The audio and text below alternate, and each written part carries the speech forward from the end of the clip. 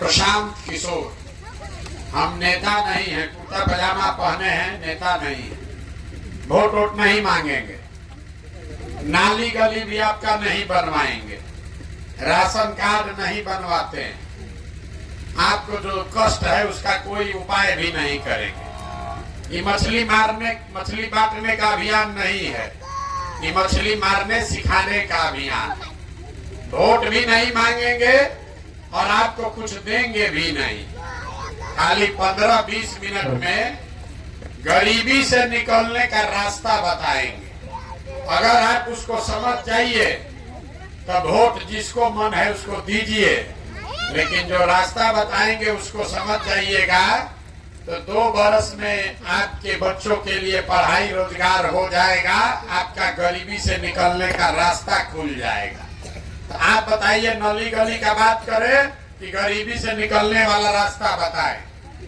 गरीबी से निकलने वाला रास्ता सीखना है ना, तो जिसको सीखना है तो अभी 20 मिनट, 2 घंटा से आप बैठे हैं, 20 मिनट हम लेंगे और बहुत भाषण नहीं देते। आपसे 4 गो सवाल पूछेंगे, आप उसका जवाब दीजिए और अपने से यहाँ से सीख कर जाइए कि आपकी गरीबी दूर कैसे होगी। देखिए, दुनिया में जितना विद्वान लोग हुआ वो बताया कि गरीबी से निकलने का 3 गो रास्ता है। 3 गो रास्ता है गरीबी खत्म करने का। पहला रास्ता है पढ़ाई, बाल बच्चा पढ़ लिख जाए, नौकरी मिल जाए, गरीबी खत्म। दूसरा रास्ता है जमीन। अगर आप पढ़े लिखे नहीं हैं, आपके पास जमीन हो तो खेती करके भी गरीबी दूर हो सकता है। और जिसके पास दोनों नहीं है तो तीसरा रास्ता है पैसा, पूंजी। अगर आपको कोई कर्ज भी दे दे, पूंजी पैसा हो जाए तो कोई ना कोई रोजी रोजगार, दुकान व्यापार करके आप अपना जीवन चला सकते हैं।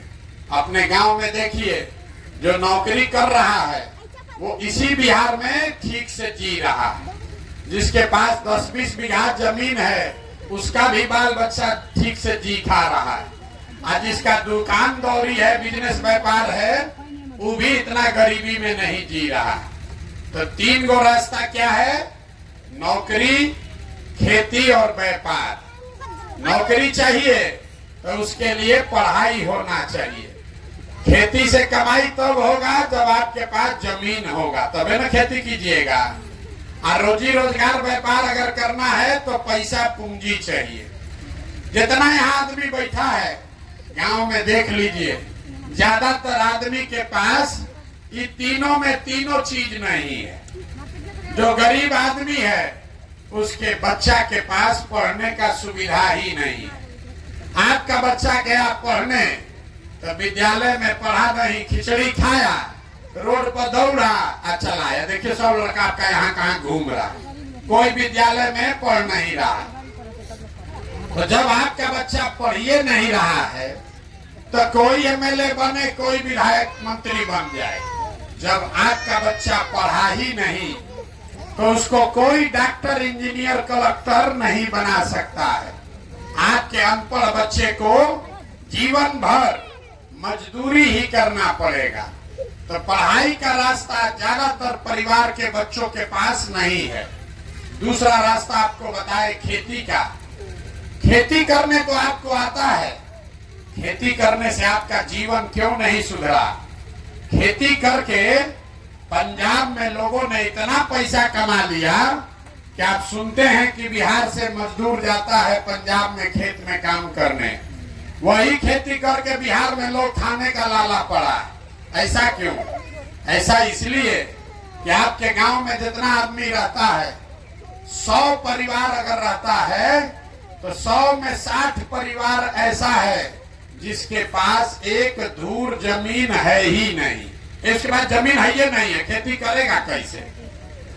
और जिसके पास थोड़ा बहुत जमीन है, वो जो खेती करता है तो वो खाने वाला खेती है, कमाने वाला खेती नहीं है।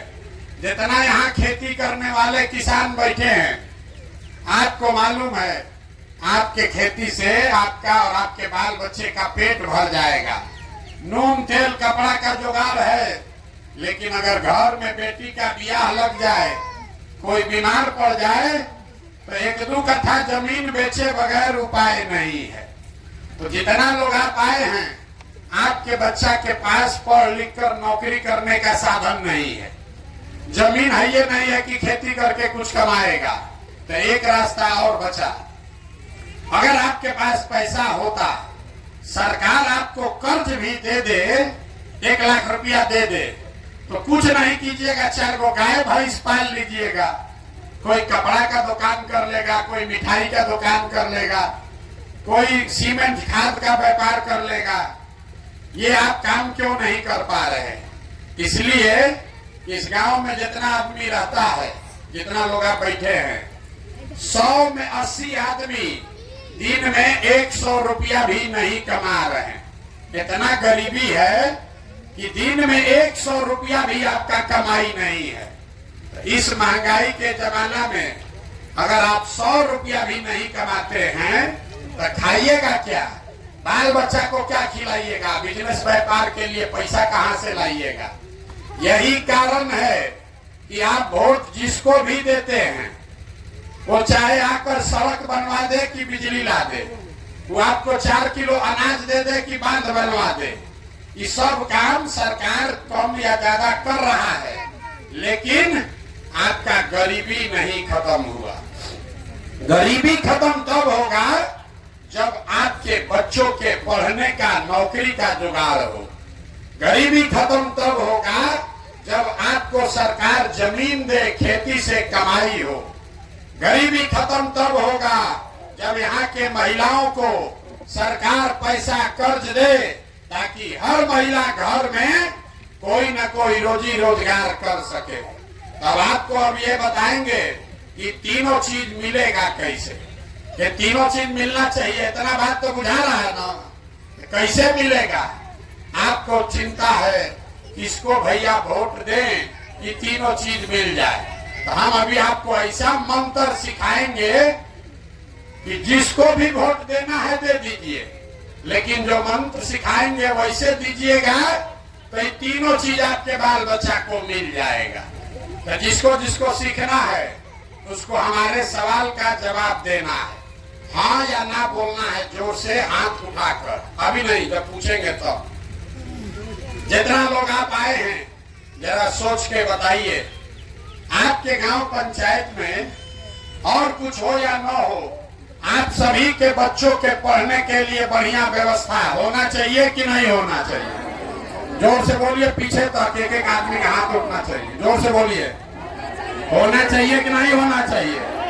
अरे बच्चों के पढ़ाई का व्यवस्था होना चाहिए कि नहीं होना चाहिए? देखिए, गांव का आदमी हाथ नीचे कर लीजिए, अभी आपको दिखेगा कि आपका दुर्दशा क्यों है। गांव का आदमी कितना समझदार है। आप खुद पढ़े लिखे हैं या अनपढ़, आप गरीब हैं या अमीर, महिला हैं या पुरुष, अगड़ा हैं या पिछड़ा, हिंदू हैं या मुसलमान, ये सब लोगों ने कहा कि न भैया पढ़ने का व्यवस्था तो होना ही चाहिए। इतना समझदारी आप सबको है, किसी नेता का जरूरत नहीं है। आपको मालूम है आपका बच्चा पढ़ेगा, पढ़ लिख कर नौकरी व्यापार करेगा, आपका जीवन सुधर जाएगा, ये बात आपको मालूम है। तो अब इतना बर्बादी क्यों है? देखिए अपने आंख के सामने, सब आदमी अपने अपने बच्चों का जरा चेहरा याद कर लीजिए। सब आदमी अपने अपने बच्चों का चेहरा याद कर लीजिए और अपने बच्चों के नाम पर एक बार ईमानदारी से बताइए, आप में से किसने जीवन में एक बार भी अपने बच्चों के पढ़ाई के लिए वोट दिया है? देखिए अपने पूरे गांव का दशा देखिए। ये आपके बर्बादी का पहला कारण है। आपने कहा ए भैया पढ़ाई होना चाहिए, लेकिन जीवन में आपने कभी पढ़ाई के लिए वोटे नहीं दिया, तो पढ़ाई मिलेगा कैसे? आप कहिएगा ए भैया सब नेता लोग तो चोरे हैं, इसका क्या गारंटी है कि पढ़ाई के लिए हम लोग वोट देंगे तो पढ़ाई मिलेगा? हम आपको लिख के देते हैं, बिल्कुल इसका गारंटी है। अगर पढ़ाई रोजगार के लिए वोट दीजिएगा तो आपके बच्चों को पढ़ाई रोजगार मिलेगा।